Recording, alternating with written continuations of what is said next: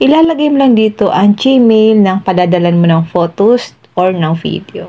Paano mag-send ng videos or photos gamit po ang ating mga email? Nagawan ko na po ito ng tutorial noon pero may mga nagko-comment pa rin po sa ating comment section. Open lang natin ang Gmail application natin. Click natin ang Compose. Dito sa tool, ilalagay mo lang dito ang Gmail ng padadalan mo ng photos or ng video. Halimbawa guys, dito natin ipadala. Click natin itong parang clip sa taas. Click Attach. Mapupunta tayo dito sa ating mga files. Piliin po natin guys ang video. Tap lang natin. Then click na po natin ang Send. Sending na po siya. Wait na lang po natin siya guys na totally ma-send.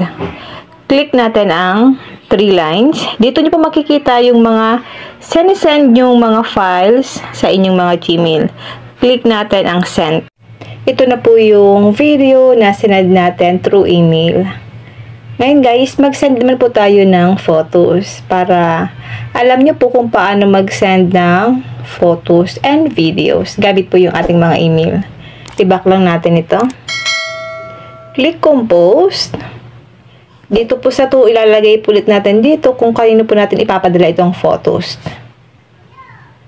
Ilagay lang natin ito guys. Then, click natin itong parang click attach. Madadirect naman tayo guys sa ating mga files. Hanapin lang po natin dito yung picture or yung photos na ipapadala natin. Like for example guys, ito yung ipapadala natin. I-tap nyo lang po, halimbawa ito, then click nyo po yung select sa taas. Then, click natin ang Send. Sending na po siya, send. Kapag send na po, ibig sabihin na ipadala na po natin siya. Click ulit natin ng 3 lines, click Send. Dito niyo po makikita lahat ng mga na-send nyo na mga files, photos, video sa email or gamit po yung ating mga Gmail account. Yan lang guys, sana po may natutunan kayo sa aking video.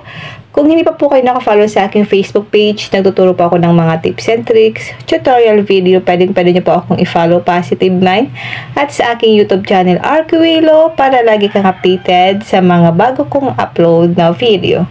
Yun lang guys, thank you for watching.